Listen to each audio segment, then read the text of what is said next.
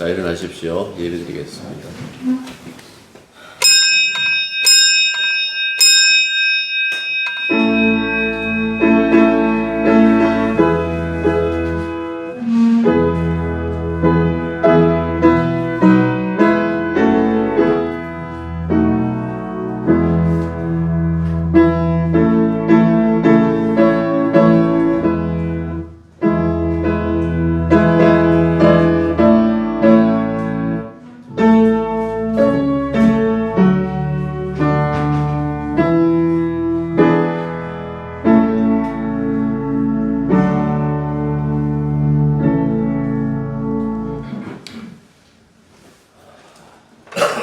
한 해도 저물어가는 시간입니다.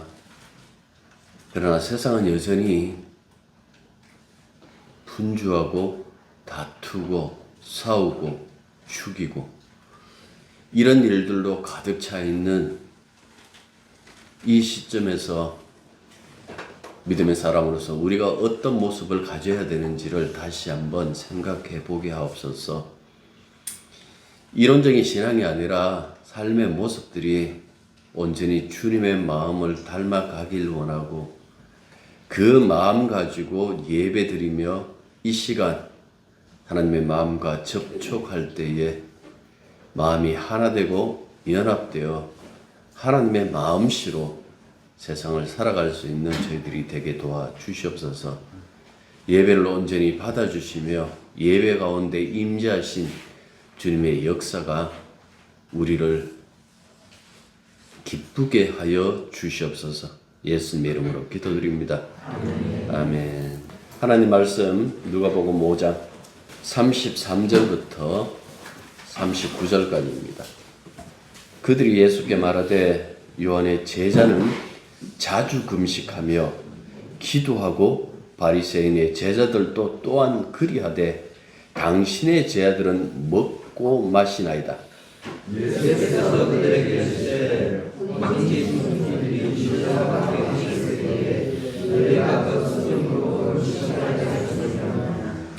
그러나 그날에 이르러 그들이 신랑을 빼앗기리니 그날에는 금식할 것이니라. 또 비유하여 시골에서 한 조각을 던져 나를 못에 붙이는 사람이 아니니 만일 그렇게 하면 세월을 빚을 지며 또 시골에서 빚을 사람이 낡은 것에 어울리지 아니하니라. 새 포도주를 낡은 가죽 부대에 넣는 자가 없나니 만일 그렇게 하면 새 포도주가 부대를 터뜨려 포도주가 쏟아지고 부대도 못 쓰게 되리라. 새 포도주는 새 부대에 넣어야 할 것이니라. 다 같이요. 묵은 포도주를 가지고 거시고 새 것을 무난 자가 없나니 이는 묵은 것이 좋다 함이니라. 아멘. 지난주 나는 의인을 부르러 온 것이 아니요 죄인을 불러 회개시키러 왔다라는 그 말씀으로 예수님이 이 세상에 어떤 이유로 오셨는지 무슨 일을 할 건지 분명히 밝히셨습니다. 그래서 나타난 예수님의 인격이 뭐라 그랬어요? 죄인들의 예수시다라는 그 말씀을 드렸죠. 물론 스스로 의인이라고 말하는 자들에게 파고들면 그들도 이렇게 얘기를 해요. 나 언제 죄 없다고 얘기했느냐. 나도 죄인이라는 사실을 부인하지 않는다.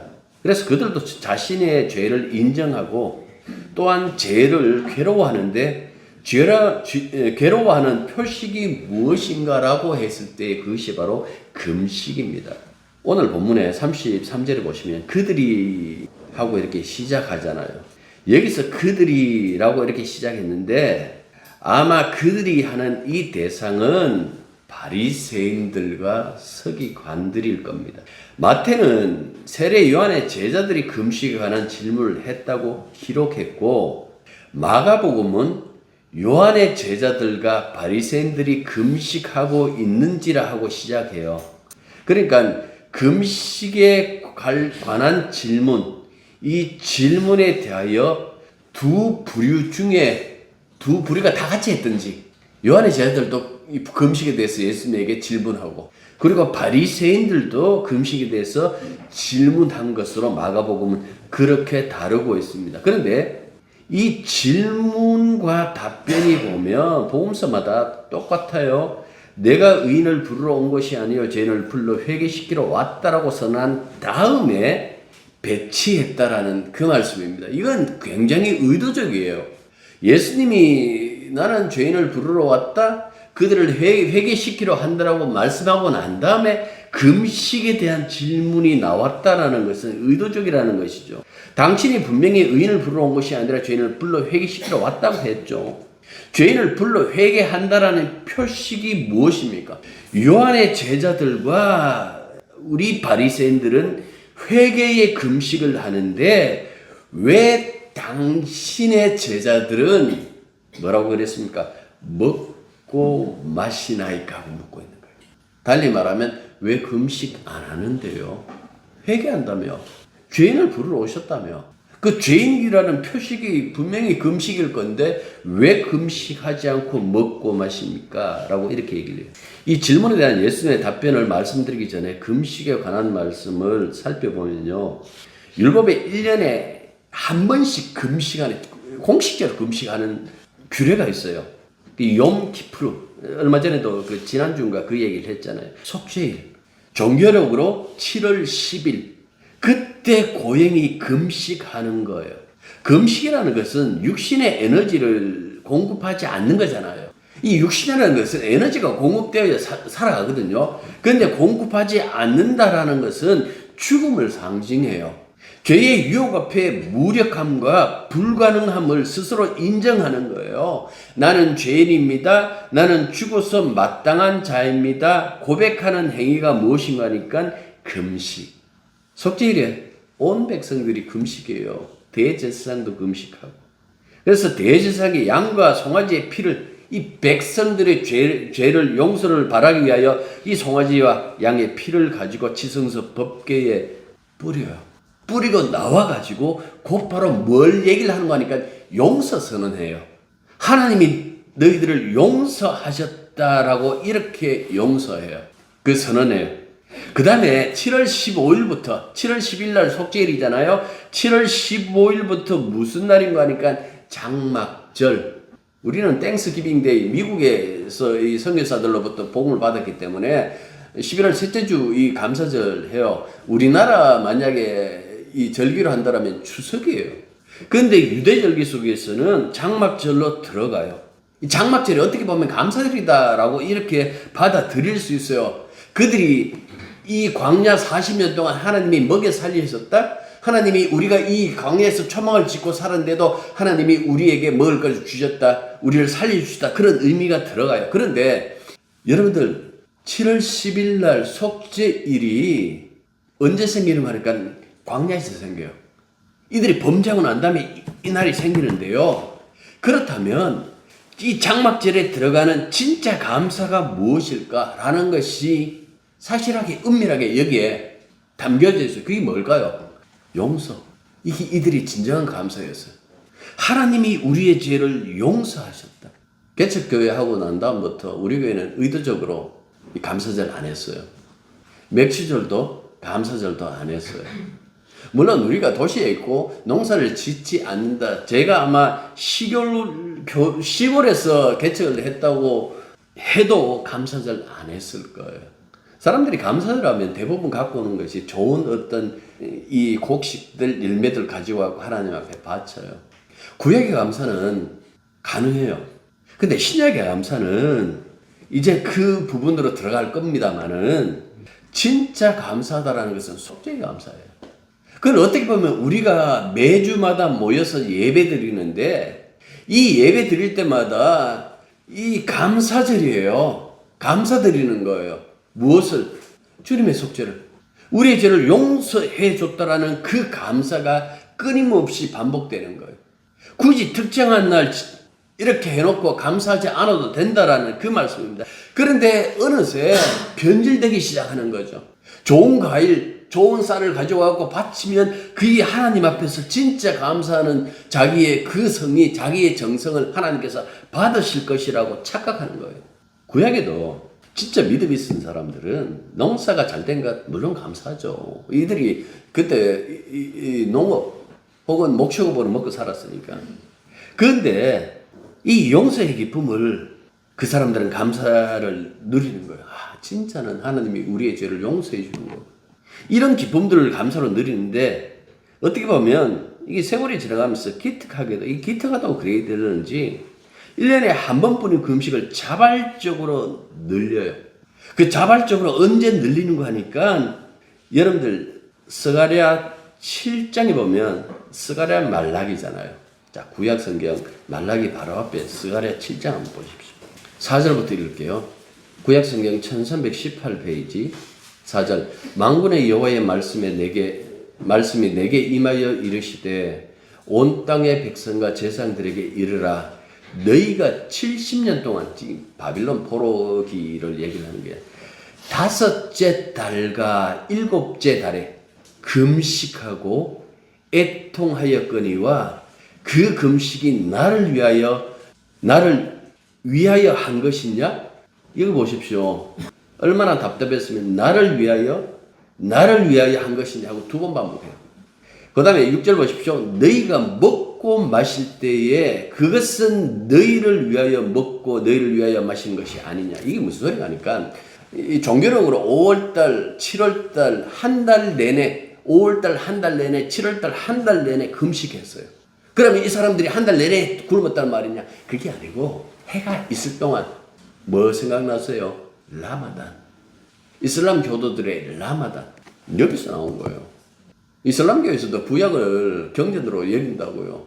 한 달 내내 이 5월달, 7월달 내내 했는데 라마단처럼 일주일에서 일몰까지 우리가 읽어본 대로 뭐라 그럽니까? 하나님이 시켜서 한 것 아니에요. 인간 스스로 늘린 거예요. 왜? 아, 우리가 죄를 지어서 포로로 잡혀왔구나. 그러면 우리가 회개하자. 해가 있을 동안 우리 밥 먹지 말자. 해 떨어지면 밥 먹자. 진짜 요거는 이게 아니거든요. 금식에 대해서 오해한 거예요. 밥을 굶으면 되는 줄 알았어요. 왜 했을까요? 내 마음이 편하니까. 이렇게 함으로 말미암아 내 마음이 편하니까 금식은 얼마나 오랫동안 했느냐라는 것이 중요한 것이 아니에요. 40일 금식 기도하다가 죽는 목사들도 몇 있거든요. 그리고 그 어떻게든 그거 마치고 난 다음에는 굉장히 자기를 자랑스럽게 여겨요. 40일 금식 기도하고 그 금식했는지 안 했는지 티도 안 내는 목사 한 번도 본 적이 없어. 그 이력서에 적어 넣어요. 난 40일 금식했다. 나는 20일 금식했다. 진짜 금식은 하나님께 순종하는 것 아니에요. 밥 많이 먹었다고 바빌론 포로로 잡혀온 것 아니잖아요. 하나님 말씀에 순종 안 해갖고 바벨론 포로로 잡혀왔잖아요. 그렇다면 금식할 문제가 아니라 내가 어떻게 하나님 말씀에 순종할까? 하나님 말씀은 오직 한 가지였어요. 그게 뭡니까? 이게 스가랴에도 얘기를 해요.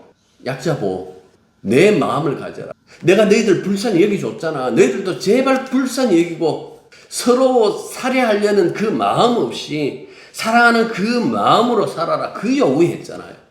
이 사람들이 이방 나라에 붙잡힐 수밖에 없었던 그 이유가 그래서 7장 8절부터 14절에 나와요. 밥 굶는 것이 신앙의 표식이 아니다라는 그 말씀입니다. 이 부분은 이미 이사야 58장에도 얘기를 해요. 뭐라고 얘기를 합니까? 부당한 결박과 멍에의 줄을 풀어 사람들을 압제해서 벗어나게 하는 것이 금식이다라고 이렇게 얘기를 했어요.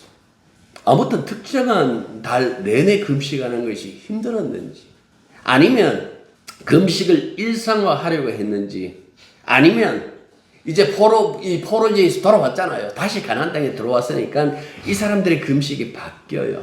어떻게 바뀌는 거 하니까 일주일에 2번 월요일하고 목요일 날 금식하는 걸로.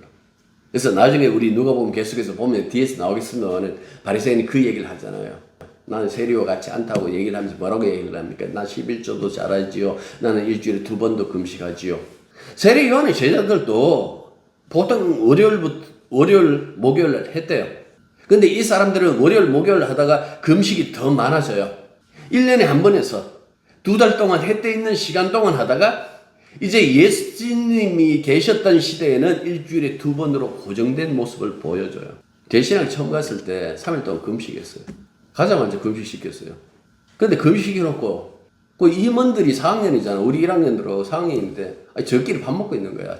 우리한테 잡혔어. 그래서 굉장히 1학년을 싫어했어요. 체육대회 하면 4년 동안 1, 2, 3, 4학년 동안 4년 동안 체육대회 우승한 우리 기수밖에 없어요. 말 더럽게 안 들었어요. 우리 기수. 자기 의견들이 굉장히 강했고. 따졌죠. 와, 너희들 밥 먹어. 우리 금식이로. 아, 우리는 옛날에 했다고. 옛날에 하기로 다 같이 해야 금식이 아니냐고. 여러분들 여기서 보는 것처럼 이 금식이라는 것이 굉장히 어떻게 보면 이 교회에서도 중요한 것으로 여기잖아요. 예? 이 사람들이 이렇게 얘기를 해요. 기도하다가 안 되면 금식하면서 기도하십시오. 응답한다고. 이게 탈무드에 있는 말씀이에요. 예루살렘 탈무드에 보면 하나님께 기도했는데도 응답받지 못하면 금식해야 마땅하다라고 이렇게 얘기를 해요. 그러니까 이게 교회도 영향을 받은 거예요. 금식하면서 기도하면 응답이 더 잘 된다라고. 그러면 금식하는 사람들이 하나님의 대속의 은혜의 필연성, 구속의 감사, 이게 넘치던가? 아니에요. 앞서도 말했잖아요. 금식하는 사람은 자기의 금식 가지고 자기의 경건을 자랑한다라고. 나는 이만큼 금식했다고. 그것은 앞서도 주장한 것처럼 이들의 금식은 하나님을 생각해서 한 금식이 아니었다라는 것.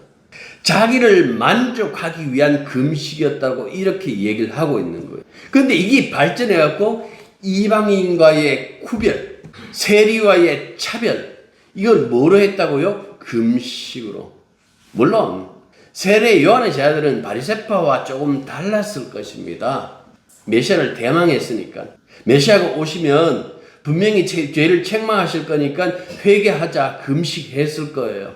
그런데 여러분들 성경에서 끊임없이 얘기하고 있는 게 뭡니까? 물로 세례를 받고 금식한다고 자신의 죄가 씻어질까? 성경은 그럴 수 없다라고 얘기를 해요. 로마서 3장 20절 제가 읽을게요. 그러므로 율법의 행위로는 하나님 앞에서 의롭다고 인정받을 사람이 아무도 없습니다. 율법으로는 죄를 인식할 뿐입니다. 라고 이렇게 얘기를 했어요. 골로새서 읽을게요. 2장 16절 17절 그러므로 먹고 마시는 일이나 명절이나 초승달 축제나 월삭이라고 되어 있어요. 우리 번역에서는 안식일 문제로 아무도 여러분을 심판하지 못하게 하십시오. 라고 이렇게 얘기해요. 히브리서 9장 10절입니다. 이런 것은 다만 먹는 것과 마시는 것과 여러 가지 씻는 예식과 관련된 것이고 개혁의 때까지, 개혁의 때라는 것은 예수님 오시는 것은 예수님으로 말미암아 모든 것이 다 새로워지는데 육체를 위하여 부과된 규칙입니다. 그리고 히브리서에서 얘기해요. 예수님이 등장한 새로운 질서. 이렇게 이사야서에 또한 스가랴서에 밝힌 대로 하나님이 원하시는 금식 과연 누가 있을까? 가만히 생각해. 누가 있을까요? 하신 분이 있어요. 진짜 참 금식을 하신 분이 있어요. 예수님. 여러분들이 성경을 봐서 아시는 것처럼 예수님의 공생애는 40일 금식으로 시작해요. 여기서 40일은 이스라엘 광야 40년을 함축시킨 거잖아요. 그러니까 이스라엘 광야 40년 동안 실패와 좌절만 거듭했지만은 우리 주님은 그 함축한 자리에서 하나님이 원하시는 정답대로 하세요. 그게 뭘까요? 그분 말씀하셨어요. 사람이 떡으로만 살 것이 아니고 하나님의 입에서 나온 모든 말씀으로 산다라는. 그리고 예수님이 공생의 끝에서 십자가에서 죽으시잖아요. 근데 예수님의 죽음을 가만히 생각해 보십시오. 아까 이사야에서 금식이 뭐라 그랬습니까? 모든 얼매는 것에서 해방시켜주는 것, 풀어주는 것 그랬잖아요. 예수님의 십자가의 죽음이 우리의 모든 죄로부터 우리를 해방시켜 줬잖아요. 다시는 정죄함이 없다라는 그 말씀 로마서 8장 1절에 나오지 않습니까?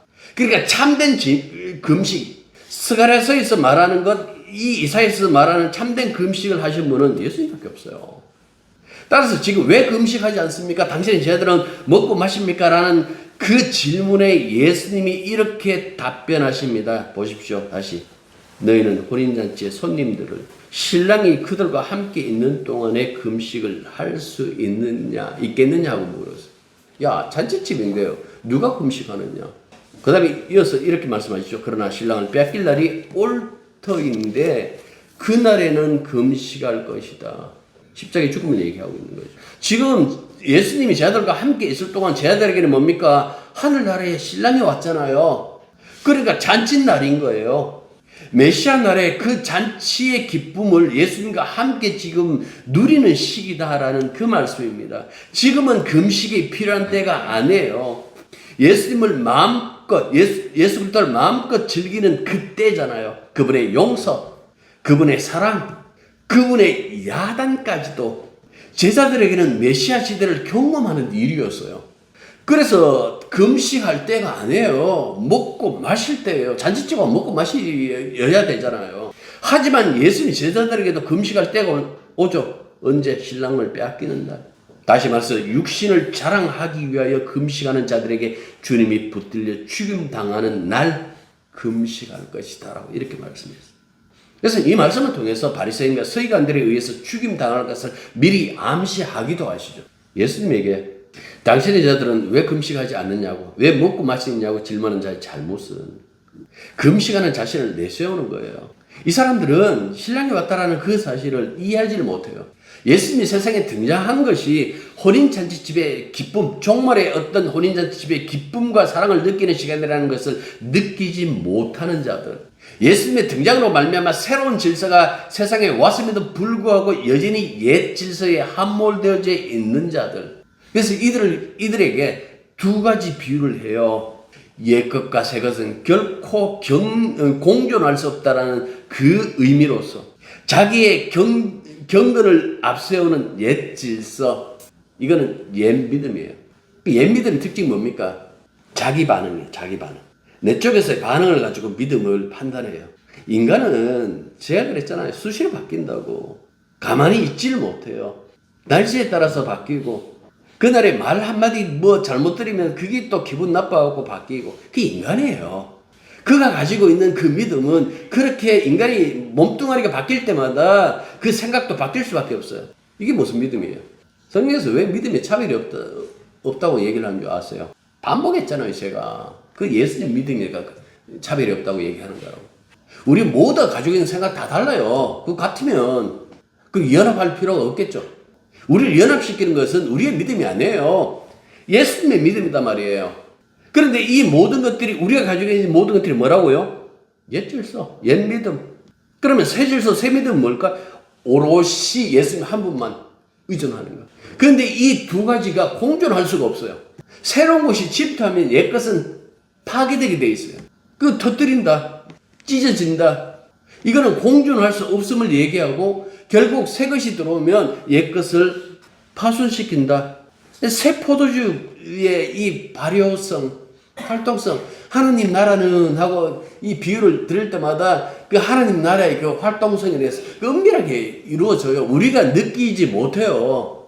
일만 조금만 안 되면 하나님 있나 없나 우리가 따지는데, 눈에 보이도록 그렇게 모든 것이 하나님이 하시는 일들이 나타나면 세상에 하나님 안 믿을 사람은 어디 있어요?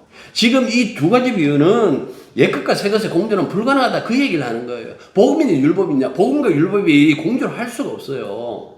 예수님의 부활한 이 몸, 예수님의 몸인 새 성전이냐 아니면 사람의 손으로 지은 낡은 성전이냐, 두 가지 성전이 공존할 수가 없어요. 새것과 옛것은 반드시 갈라지게 되어 있다는 그 말씀입니다. 그래서 여기서 새가 됐을 때에 최근에 만들어진 것 의미가 아니에요. 그러면 기존에 있는 것을 낡은 것으로 바꿔버리고 그것을 갈아치운다라는 의미로서의 새 것, 그걸 구약 성경에서는 여호와의 날하고 이렇게 얘기해요. 여호와께서 친히 구현한 그 정의를 힘입고 새로워진 하나님의 백성이 등장하는 것, 이 새로운 날, 이걸 갖고 이사야는 뭐라고 얘기를 했는가 하니까 새 창조라고 얘기했어요. 하나님의 새 창조. 이사야 65장 17절. 그러니까 이때까지 없었던 새로운 질서가 섰다라는 그 말씀입니다. 이것은 하나님 나라의 이 백성들의 기쁨이고, 백성들과 함께하는 하나님의 기쁨이기도 해요. 이건 역시 이사야 65장에 나와요. 그래서 새로운 시대가 임하면 옛 시대가 사라지는 것이 당연해요. 미국 대통령 선거 얼마 전에 있었잖아요. 트럼프가 다시 들어오면 기존에 있던 그 대통령은 나와야 되는 거죠. 새로운 시대가 등장했다라는 그 말씀입니다. 예수님 제자들이 옛 금식이 필요하지 않았다는 것은 이 예수님의 금식, 모든 것을 풀어준다, 엉망에서 풀어주는 것을 거저 받는 이들. 그러나 이들도 금식할 때가 있잖아요. 언제? 예수님을 잃어버렸습니다. 그런데 그러니까 우리도 금식할 때 있어요. 내 마음에 믿음이 사라지고 내 마음에 주님에 대한 그 사랑이 사라졌다고 생각했을 때 그때 금식하는 거예요. 우리는 은혜를 안다고 얘기를 하면서도 자꾸 인간의 행위를 의지하려고 하는 거예요.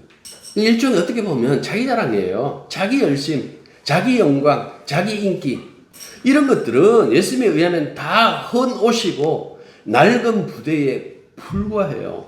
그것 가지고는 새 옷과 세수를 받아들일 수가 없어요. 새 옷과 세수를 주는 독단적 은혜성, 양립시키지 않겠다는 이야기예요. 그래서 옛것을 터뜨려버려요. 이것도 좋고 저것도 좋고 없어요. 독단적인 은혜성이. 이 현상이 일어나면 두 가지 반응이 나타나겠죠. 나는 이런 식으로 예수 안 믿을래.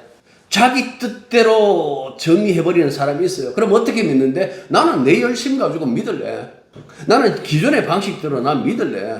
교회 2000년 역사 동안 그냥 사람들이 가졌던 그 인간의 열심 가지고 믿어야 되겠어. 다른 쪽이 있어요. 옛 믿음과 옛 사람을 버려요.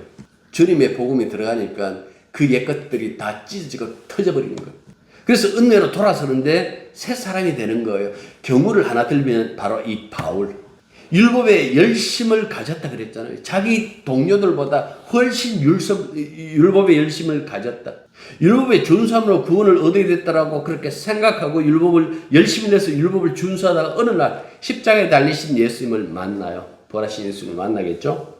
그분을 만난 뒤에 바울은 구원이 율법의 지킴으로 얻어지는 것이 아니라 십자가에서 죽임당한 예수로 말미암아 얻는다는 그 사실을 알게 돼요.